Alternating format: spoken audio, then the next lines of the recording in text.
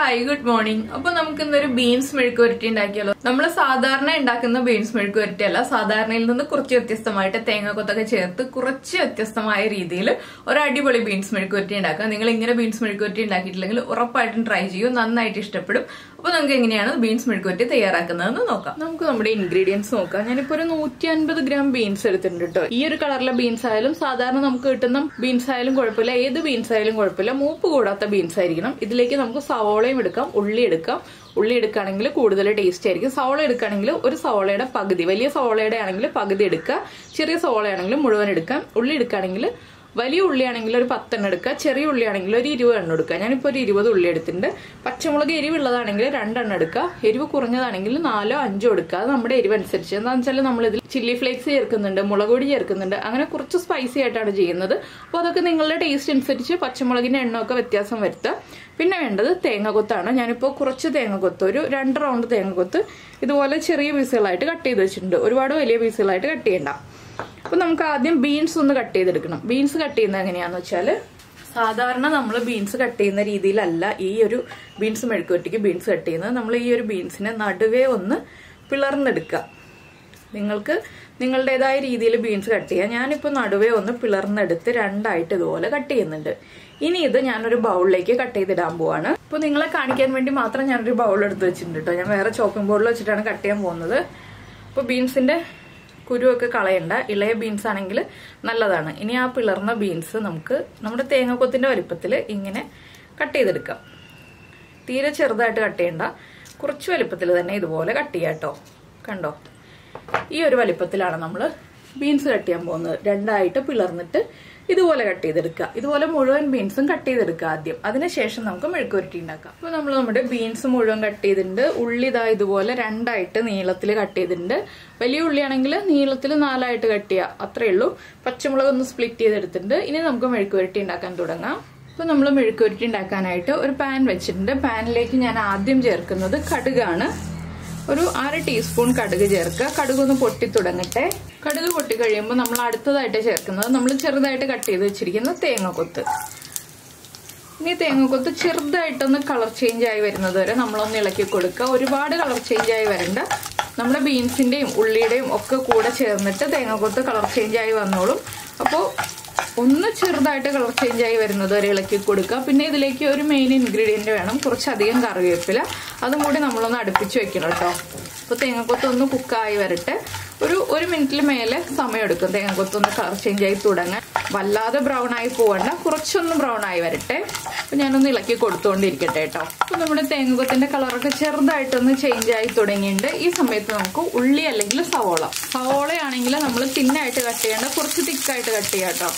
ഉള്ളിയുടെ ഒക്കെ ഏകദേശം വലിപ്പം വരുന്ന രീതിയിൽ കുറച്ച് തിക്കായിട്ട് കട്ട് ചെയ്യുക. 2ആയിട്ട് ഒന്ന് കുറുകെ കട്ട് ചെയ്തിട്ട് ചെറിയ തിക്നെസ്സോടുകൂടി കട്ട് ചെയ്യുക. ഉള്ളി നമ്മൾ ഈ വലിപ്പത്തിലല്ലേ ചേർത്തിട്ടുള്ളൂ, എല്ലാം ഉടഞ്ഞു പോകുന്ന രീതിയിൽ കട്ട് ചെയ്യരുത്. അപ്പോൾ നിങ്ങൾ സവോളയാണ് ചേർക്കുന്നതെങ്കിൽ സവോള ചേർത്തിട്ട് ഇതുപോലെ ഒന്ന് വഴറ്റുക, ഒരുപാട് വഴറ്റണ്ട. നമ്മുടെ ഉള്ളിയൊക്കെ ഒന്ന് ചെറുതായിട്ടതാ ആ പെറ്റൽസ് ഇളകി വരുന്നുണ്ട്. ഇനി നമുക്ക് ബീൻസ് ചേർക്കാം. ഇതുപോലെ തന്നെ നമുക്ക് അച്ചിങ്ങ അല്ലെങ്കിൽ നമ്മുടെ പയറ് മെഴുക്ക് വരട്ടിയും ചെയ്യാം കേട്ടോ. ഈ തേങ്ങാക്കൊത്തൊക്കെ ചേർത്തിട്ടുള്ള രീതിയിൽ തന്നെ നിങ്ങൾ ചെയ്യാറില്ല എന്നുണ്ടെങ്കിൽ ഉറപ്പായിട്ടും ട്രൈ ചെയ്യൂ, നല്ല ടേസ്റ്റാണ്. ഇപ്പം നമ്മുടെ ബീൻസും എല്ലാം ചേർന്ന് ഒന്ന് മിക്സ് ആയിട്ടുണ്ട്. ഇനി നമുക്കിതിലേക്ക് പൊടികൾ ചേർത്ത് തുടങ്ങാം. ആദ്യം ചേർക്കുന്നത് ഒരു 1/2 ടീസ്പൂൺ മഞ്ഞൾപ്പൊടി. പിന്നെ ചേർക്കുന്നത് നമ്മുടെ ചില്ലി ഫ്ലേക്സ് ആണ്. ഞാൻ ആദ്യമേ ചില്ലി ഫ്ലേക്സ് ചേർക്കാതിരുന്നത് എന്താണെന്ന് വെച്ചാൽ എണ്ണയിലേക്ക് ഇട്ട് കരിയിക്കണ്ടല്ലോ എന്ന് വിചാരിച്ചിട്ടാണ്. നമ്മളിതിൽ വെള്ളം ചേർക്കുന്നില്ലല്ലോ. അപ്പോൾ എല്ലാം ചേർത്ത് മിക്സ് ചെയ്തിട്ട് ചില്ലി ഫ്ലേക്സ് ചേർത്താലും മതി. ഇല്ലെങ്കിൽ നിങ്ങൾ ആ തേങ്ങക്കൊത്തും ഉള്ളിയും ഒന്ന് വഴറ്റുന്ന സമയത്ത് ചില്ലി ഫ്ലേക്സ് ചേർക്കാം. എപ്പോൾ ചേർത്താലും കുഴപ്പമില്ല, എല്ലാം കുക്കായി കിട്ടിക്കോളൂ കേട്ടോ. അപ്പോൾ നമ്മുടെ മഞ്ഞൾപ്പൊടി എല്ലാത്തിലേക്കും മിക്സ് ആയി കഴിഞ്ഞിട്ട് നമുക്ക് നടുഭാഗത്ത് നിന്ന് ഒന്ന് മാറ്റി വയ്ക്കാം. ഇതുപോലെ ഒന്ന് മാറ്റി വെച്ചിട്ട് കുറച്ച് എണ്ണയൊക്കെ ഉണ്ട്, ആ എണ്ണ മതി. ചൂടാക്കി എടുക്കാനൊന്നുമല്ല, നമുക്ക് ഒന്ന് ചില്ലി ഫ്ലേക്സ് ചെറുതായിട്ടൊന്ന് ചൂടാക്കി കിട്ടിയാൽ മതി. എണ്ണയിൽ മൊരിഞ്ഞ് കിട്ടുമൊന്നും വേണ്ട. നിങ്ങളുടെ എരിവ് അനുസരിച്ച് ചില്ലി ഫ്ലേക്സ് ചേർക്കുക. ഞാനിപ്പോൾ ഒരു 3/4 ടീസ്പൂൺ ചേർത്തിട്ടുണ്ട്, ഒരു 1/4 ടീസ്പൂണും ചേർക്കുന്നുണ്ട്. 1 ടീസ്പൂൺ മതി, ഒരുപാട് എരിവ് വേണ്ട. കുട്ടികളൊക്കെ കഴിക്കുകയാണെങ്കിൽ എരിവ് കുറച്ച് മതിയല്ലോ. ചില്ലി ഫ്ലേക്സ് ചേർത്തിട്ട് നമുക്ക് ഒന്ന് ഇളക്കി ഒന്ന് ചൂടാക്കി എടുത്തിട്ട്, ചെറുതായിട്ട് ചൂടാക്കുന്നുള്ളൂ, ഞാൻ ഒരുപാട് ചൂടാക്കുന്നില്ല. എല്ലാം ചേർത്ത് മിക്സ് ചെയ്യാം. ആവിയിൽ വേവുന്നതുകൊണ്ട് എല്ലാ ഇൻഗ്രീഡിയൻസും കുക്കായിക്കോളും. ചില്ലി ഫ്ലേക്സ് ചേർത്ത ഉടനെ തന്നെ ഞാൻ അടുത്ത ഇൻഗ്രീഡിയൻറ്റ് ചേർക്കുകയാണ്, നമ്മുടെ കാശ്മീരി ചില്ലി പൗഡർ. ഒരു കളറിന് വേണ്ടി മാത്രമാണ്, ഒരു 1/2 ടീസ്പൂൺ, അതിൽ കൂടുതൽ വേണ്ട കേട്ടോ. പിന്നെ നമ്മുടെ കറിവേപ്പില കുറച്ചും കൂടി ചേർത്ത് കൊടുക്കുന്നുണ്ട്. എല്ലാം ചേർത്ത് ഇളക്കി മിക്സ് ചെയ്യാം. ഇനി വെള്ളം തളിച്ചു കൊടുക്കുകയോ ഒന്നും വേണ്ട, നമുക്കെല്ലാം ചേർത്ത് ഇളക്കി മിക്സ് ചെയ്തിട്ട് അടച്ചു വെക്കാം. ഇടയ്ക്കിടയ്ക്ക് ഇളക്കി കൊടുക്കാൻ ഓർക്കണം എന്ന് മാത്രം. അപ്പോൾ ഇനി മുളകൊക്കെ ഒന്ന് കുക്കായി വരണം, നമ്മുടെ ബീൻസ് കുക്കായി വരണം, ഉള്ളി കുക്കായി വരണം, തേങ്ങക്കൊത്ത് കുക്കായി വരണം, എല്ലാം കുക്കായി വരണം. അപ്പോൾ നമ്മളിനി ഒരു 10 മിനിറ്റ് ലോ ഫ്ലെയിമിൽ അടച്ചു വെക്കാൻ പോവാണ്. ഇടയ്ക്ക് ഒരു 3 പ്രാവശ്യമെങ്കിലും ഇളക്കി കൊടുക്കണം.